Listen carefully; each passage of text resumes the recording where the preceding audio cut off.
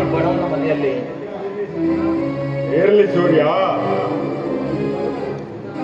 ನೀನು ಬಡವನಾದ್ರೆ ಏನಾಯ್ತು, ನಿನ್ನ ಮನಸ್ಸು ದೊಡ್ಡದಿದೆಯಲ್ಲ ಅದು ಸಾಕು. ವಾಹ್, ಮುದ್ದಾದ ದೇಹ,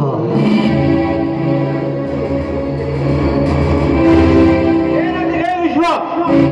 ಏನಿಲ್ಲ ಮಧು, ನಿನ್ನ ತಂಗಿ ಲಕ್ಷ್ಮಿಯನ್ನು ನನ್ನ ತಮ್ಮ ಮನೆ ತುಂಬಾ ಪ್ರೀತಿ ಮಾಡಿದ್ದಾನೆ. ಅದಕ್ಕಾಗಿ ಕನ್ಯಾದಾನ ಮಾಡಿಕೊಡಲೆಂದು ಕೇಳಲು ಬಂದಿರುವೆ. ಶ್ರೀಮಂತ್ರೆ, ತುಂಬಾ ಸಂತೋಷವಾಯ್ತು ಶ್ರೀಮಂತ್ರೆ, ತುಂಬಾ ಸಂತೋಷವಾಯ್ತು ನಿಮ್ಮ ಮಾತುಗಳನ್ನ ಕೇಳಿ. ನೋಡಿ, ನಿಮ್ಮಂತ ಶ್ರೀಮಂತರ ಮನೆಯ ಸೊಸೆಯಾಗಿ ಹೋಗ್ಲಿಕ್ಕೆ ನಮ್ಮ ತಂಗಿ ತುಂಬಾ ಪುಣ್ಯ ಮಾಡಿದ್ದಾಳೆ ಶ್ರೀಮಂತ್ರೆ, ತುಂಬಾ ಪುಣ್ಯ ಮಾಡಿದ್ದಾಳೆ. ಪುಣ್ಯ ಮಾಡಿದ್ದಾಳೆ, ಆದ್ರೆ ಎಂಬ ಮಾತೇಕೆ ಶ್ರೀಮಂತ್ರೆ? ಅದೇನಂತ ಸಂಕೋಚವಿಲ್ಲದೆ ಹೇಳಿ ಶ್ರೀಮಂತ್ರೆ, ಹೇಳಿ. ನೋಡು ಸೂರ್ಯ, ನಾವು ಅಗರ್ಭ ಶ್ರೀಮಂತರು. ನಿಮ್ಮಂತ ಕಡು ಬಡವರ ಸಂಬಂಧ ಬೆಳೆಸಬೇಕಾದರೆ ನೀವು ನನ್ನ ತಮ್ಮನಿಗೆ ವರದಕ್ಷಿಣೆ ಕೊಡಲೇಬೇಕಾಗುತ್ತದೆ. ಅದು ಎಷ್ಟು ಅಂತ ಹೇಳಿ. ಮದುವೆ ಖರ್ಚೆಲ್ಲ ನಾವು ನೋಡಿಕೊಳ್ತೇವೆ. ಅಂದ ಹಾಗೆ ಹೊರ ಉಪಚಾರ ಅಂತ ಹೇಳಿ 2 ಲಕ್ಷ ರೂಪಾಯಿ ಕೊಟ್ಟರೆ ಸಾಕು. 2 ಲಕ್ಷವೇ? ಶ್ರೀಮಂತ್ರೆ ನೋಡಿ, ನಾವು ಜೀವನ ಪರ್ಯಂತ ದುಡಿದರೂ ನಮ್ಮ ಮುಂದೆ 2 ಲಕ್ಷ ಹಣವನ್ನು ಸಂಪಾದಿಸಲು ಸಾಧ್ಯವಿಲ್ಲ. ಹೀಗಿರುವಾಗ 2 ಲಕ್ಷ ಹಣವನ್ನ ನಾವು ಎಲ್ಲಿಂದ ನಿಮಗೆ ತಂದು ಕೊಡಬೇಕು ಶ್ರೀಮಂತ್ರೆ? ಎಲ್ಲಿಂದ ತಂದು ಕೊಡಬೇಕು ನೀವೇ ಹೇಳಿ. ಬರೋ ಸಾಧ್ಯವಿಲ್ಲದರೆ ಈ ಮದುವೆ ನಡೆಯೋದಿಲ್ಲ. ಶ್ರೀಮಂತರೇ, ಹಣದಿಂದ ಗುಣವನ್ನು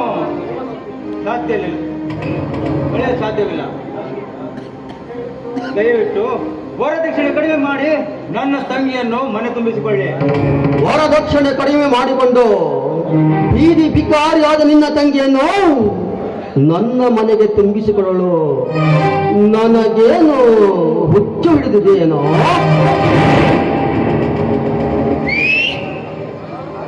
ನೋಡಿ ಶ್ರೀಮಂತ್ರೆ, ಹಾಗೆನ್ನದಿರಿ ಶ್ರೀಮಂತ್ರೆ, ಹಾಗೆನ್ನದಿರಿ. ನೋಡಿ, ಹಣ ಇವತ್ತು ಬರುತ್ತದೆ, ನಾಳೆ ಹೋಗುತ್ತದೆ. ಆದ್ರೆ ಅದೇ ಮನುಷ್ಯತ್ವ ಎನ್ನುವುದು ನಮ್ಮನ್ನ ಕೊನೆಯವರೆಗೂ ನಮ್ಮ ಹಿಂಬಾಲಿಸುತ್ತದೆ. ನೋಡಿ, ಇಡೀ ಊರಿಗೆ ದೊಡ್ಡ ಶ್ರೀಮಂತರು ನೀವು. ಈ ಬಡವನ ಮೇಲೆ ದಯ ತೋರಿ ಈ ಮದುವೆಗೆ ದಾರಿ ಮಾಡಿಕೊಡಿ ಶ್ರೀಮಂತ್ರೆ, ದಾರಿ ಮಾಡಿಕೊಡಿ. ನೋಡಿ, ನಿಮಗೆ ಕೈ ಮುಗಿದು ಬೇಡ್ಕೊಳ್ತೇನೆ ಶ್ರೀಮಂತ್ರೆ, ನಿಮಗೆ ಕಾಲಿಗೆ ಬೇಕಾದ್ರೂ ಬೀಳ್ತೇನೆ ಸೂರ್ಯ. ಇದೇನಣ್ಣ, ನನಗೋಸ್ಕರ ಇಬ್ಬರ ಕಾಲು ಹಿಡಿತಾ ಇದೆಯಾ? ಬೇಡಣ್ಣ, ಬೇಡ, ನನಗೆ ಈ ಮದುವೆನೇ ಬೇಡ. ನೀನು ಈ ರೀತಿ ಗೋಳಾಡುವುದನ್ನ ನೋಡ್ಲಿಕ್ಕೆ ನನ್ನಿಂದ ಆಗುದಿಲ್ಲ ಅಣ್ಣ. ತಂಗಿ, ಇದು ಗೋಳಾಟ ಅಲ್ಲಮ್ಮ ತಂಗಿ, ಇದು ಗೋಳಾಟ ಅಲ್ಲ. ತಂಗಿಯ ಕೊರಳಿಗೆ ತಾಳಿ ತರಲು ಈ ಅಣ್ಣಂದಿರು ಪರದಾಡುತ್ತಿರುವ ಪರದಾಟವಮ್ಮ, ಪರದಾಟ.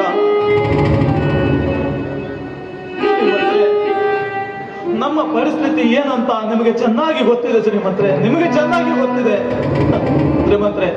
ನೋಡಿ, ಈ ಬಡವನ ಮೇಲೆ ಕರುಣೆ ತೋರಿ ಶ್ರೀಮಂತ್ರೆ, ಕರುಣೆ ತೋರಿ.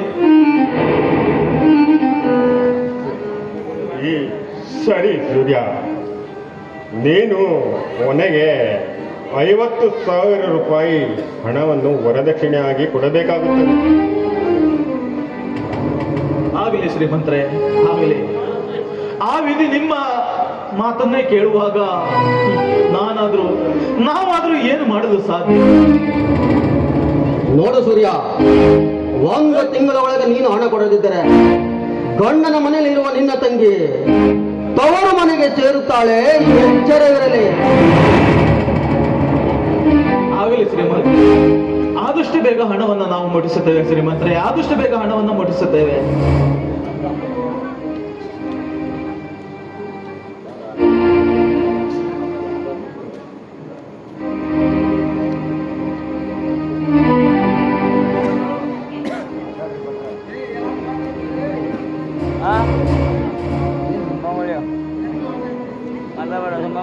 ಹೇ ತಿಪ್ಪೆ, ಇವನಂತೂ ಯಾಕೆ ಕರೆದುಕೊಂಡೆ ಬಂದೆ ಇಲ್ಲಿಗೆ? ಮದುವೆ ತಯಾರಿ ಅಂತ ಹೇಳಿದ್ರಲ್ಲ, ಅದಕ್ಕಾಗಿ ಇಬ್ಬರು ಬಂದಿದ್ದೇವೆ ಸಾವ್ಕಾರ. ಪುರೋಹಿತ ಬೇಕು ಬೇಡೇನ್ರಿ ಮತ್ತೆ ಈ ಮದುವೆಗ?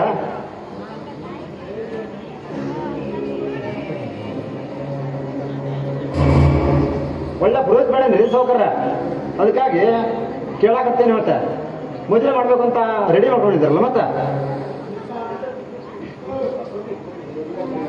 ಅಲ್ಲೋ ತಿಪ್ಪೇಶಿ, ಇಷ್ಟು ದೊಡ್ಡ ಸಾವುಕಾರ ಮನಿ ಇದ್ದವಾಗ ಛತ್ರನ್ನ ಯಾಕ ಇಲ್ಲೇ ಮದುವೆ ಮಾಡಿ ಮುಗಿಸ್ಬಿಡೋದಂತಲ್ಲ? ಅದೇನಂತೆ ಅದಕ್ಕೆ ಯಾಕೆ ಬೇಜಾರು ಮಾಡ್ಕೋತೆ? ಮಾಡಾತ್ ಬಿಡ. ಸರಿಯಾಗಿ ಹೇಳಿದೆ ಗೋಪಿ. ನಿನಗೆ ಸೌಂಡ್ ಹಿಡಿಯಲು ಅಟ್ಟೆ ಬರುತ್ತಿದೆ, ಆದ್ರೆ ತಲೆಯಲ್ಲಿ ಬುದ್ಧಿನೂ ಐತಿ.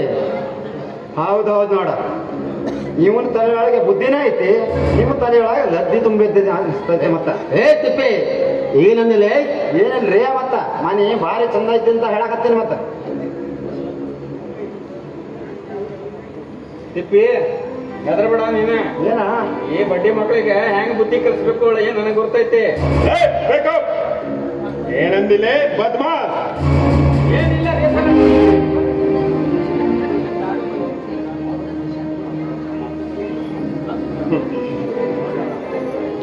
ಸೂರ್ಯ, ಮದುವೆಗೆ ಸಿದ್ಧತೆ ಮಾಡಿಕೊಂಡು ಮನೆ ಹತ್ತಿರ ಬಂದ್ಬಿಡು. ಆಗಲಿ ಶ್ರೀಮಂತರೇ, ಆದಷ್ಟು ಬೇಗ ಬಂದು ಬಿಡ್ತೇವೆ. ಆಯ್ತು.